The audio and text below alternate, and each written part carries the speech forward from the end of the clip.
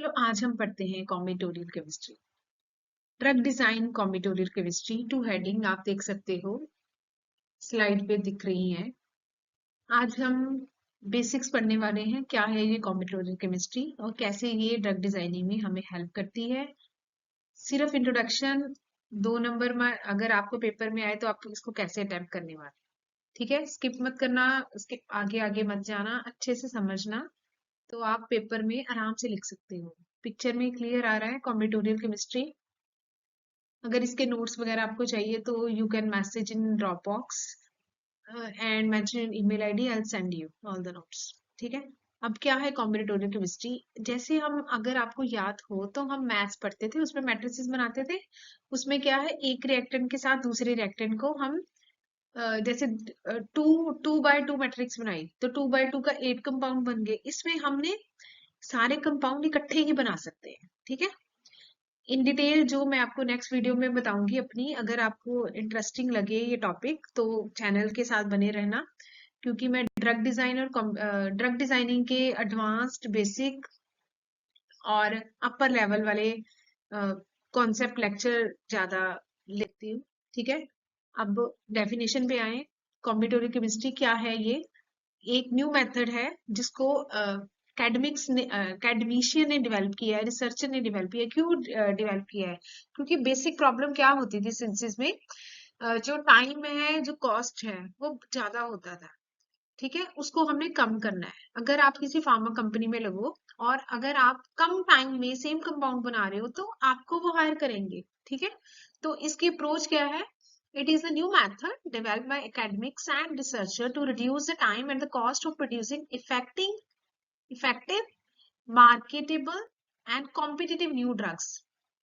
ये है कि अगर कॉम्पिटिटिव न्यू ड्रग्स है, शॉर्ट टाइम में बन जाए तो उसको ही सब प्रेफर करेंगे। यही वजह है आजकल जो कन्वेंशनल सिंथेसिस है उसको हम प्रेफर नहीं करते, हम एडवांस मेथड को प्रेफर करते हैं। ये वन ऑफ दैट मेथड है कॉम्बिनेटोरियल केमिस्ट्री, ठीक है।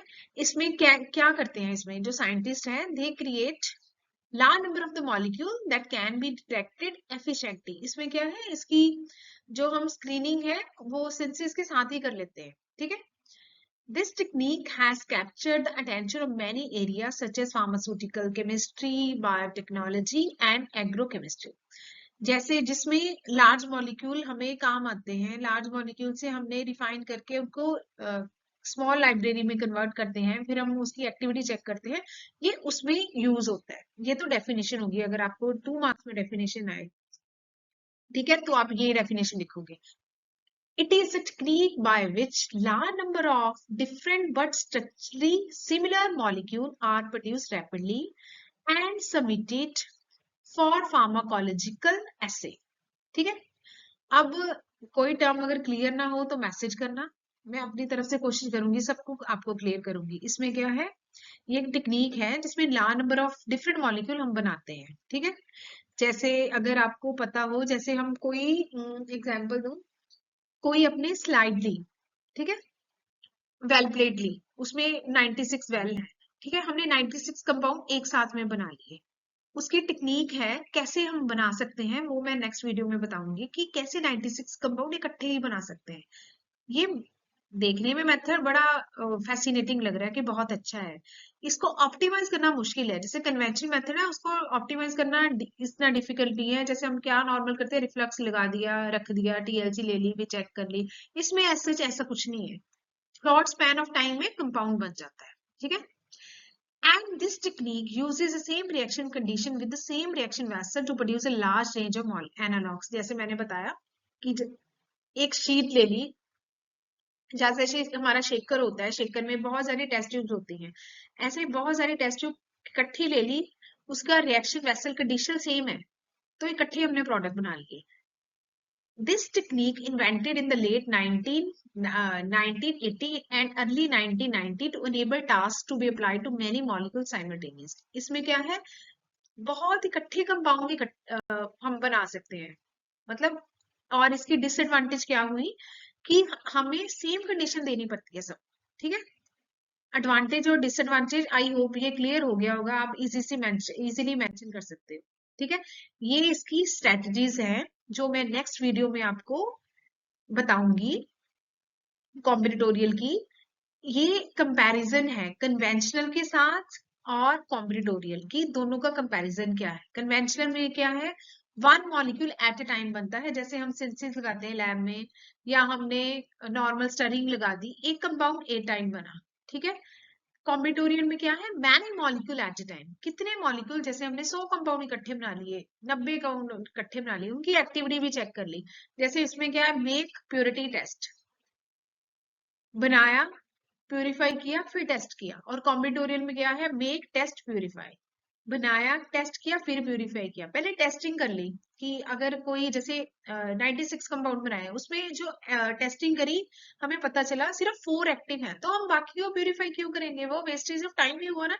ये टाइम अगर हम रिड्यूस कर देंगे किसी कंपनी का, तो जो कंपनी वाले हैं आपको प्रेफर करेंगे लेना, ठीक है। 100 ऑफ मॉलिक्यूल अ मंथ बनेंगे, इसमें 1000 of molecule, even billion of the molecule we can synthesize a month.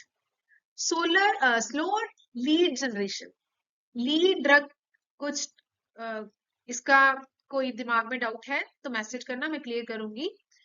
Conventional में लीड जनरेशन है वो स्लोअर है, इतनी इजीली लीड हम जनरेट नहीं कर पाते, बट कॉम्बिनेटोरियल में है it is very faster way to generate the lead. High risk of failure, failure risk ज्यादा है। कभी कभार क्या होता है, हमने कंपाउंड बना लिया, प्यूरिफाई कर लिया, बाद में हमें पता चला जो कंपाउंड है वो पैटोटॉक्सिक है, कोई इसमें साइड इफेक्ट है, उसके फेलियर के चांसेस ज्यादा हैं। जैसे ड्रग डिस्कवरी लूप है ना, अगर वो भी क्लियर नहीं है तो मैसेज करना, तो हम वो भी डिस्कस करेंगे। और कॉम्बिनेटोरियल में क्या है, लो रिस्क ऑफ फेलियर है। अगर दोनों को इकट्ठा कर दे तो सिनर्जी होती है, सिनर्जी तो आपको पता ही होगा, सिनर्जी जैसे दोनों अप्रोचेस को हमने इकट्ठा करके लीड आइडेंटिफाई कर लिया। लेटे लीड जनरेशन उसमें तो स्लोअर था, बट इसमें फास्टर था, अगर दोनों को इकट्ठा कर लिया तो हम इजीली आइडेंटिफाई कर लेंगे, ठीक है। ये तो है all about combinatorial chemistry, definition, comparison with the conventional method. New lecture में, नेक्स्ट लेक्चर में सॉरी, हम डिस्कस करेंगे कैसे कॉम्बिनेटोरियल केमिस्ट्री मेथड में टेक्निकों को फॉलो करके हम कंपाउंड सिंथेसाइज करते हैं, ठीक है। इसके साथ इसकी एप्लीकेशन भी है कि कहाँ कहाँ ये यूज होता है, ठीक है। पहले मैं एक बार पढ़ लेती हूँ, then we will discuss it. The application of combinatorial chemistry are very wide, बहुत ही वाइड अप्रोच है इसकी। Scientists use combinatorial chemistry to create large population of molecules that can be screened efficiently. जैसे मैंने बताया 100 ऑफ कंपाउंड इकट्ठे बना लिए, फिर हमने स्क्रीन कर लिया, तो क्या है, ये आसान हो गया प्यूरिफाई करना। जैसे प्यूरिफिकेशन में कभी कभार बहुत सॉल्वेंट वेस्ट हो जाता है, तो इसमें वो वेस्टेज भी कम हो गई, हमने कॉस्ट रिडक्शन प्रोसेस बना ली। By producing large, more diverse compound library, companies increase the probability that we will find novel compound of significant therapeutic and commercial value. इसमें क्या है, प्रोबेबिलिटी इंक्रीज हो गई कि जो हम थेरापेटिक एंड कमर्शियल वैल्यू वाले कंपाउंड बना लें, ठीक है। चांसेस इंक्रीज हो गए। It provides a stimulus for robot control and immobilization strategies that allows throughput and multiple parallel approaches to drug discovery. इसमें क्या है, ड्रग डिस्कवरी की जो हाई थ्रूपुट स्क्रीनिंग होती है ना, इसकी स्पेलिंग थोड़ी, हाँ वो मैं, ठीक है, जो हाई थ्रूपुट स्क्रीनिंग होती है, मल्टीपल पैरेलल अप्रोचेस होती हैं, हम उसको सिनर्जाइज करते हैं, ठीक है। उसको सैनर्जाइज जब करते हैं तो ड्रग डिस्कवरी जो प्रोसेस है वो आसान हो जाती है, स्मूथ हो जाती है, उसमें ज्यादा डिफिकल्टीज नहीं आती, ठीक है। ये हमारा ऑल अबाउट टुडेज लेक्चर है। इसमें हम क्या क्या कवर कर रहे हैं, डेफिनेशन, एप्लीकेशन, कंपैरिजन, और नेक्स्ट में हम डिस्कस करेंगे इसकी टेक्निक्स, ठीक है। Stay blessed, stay connected, and if you really feel the videos are very useful to you, please subscribe and click the bell icon.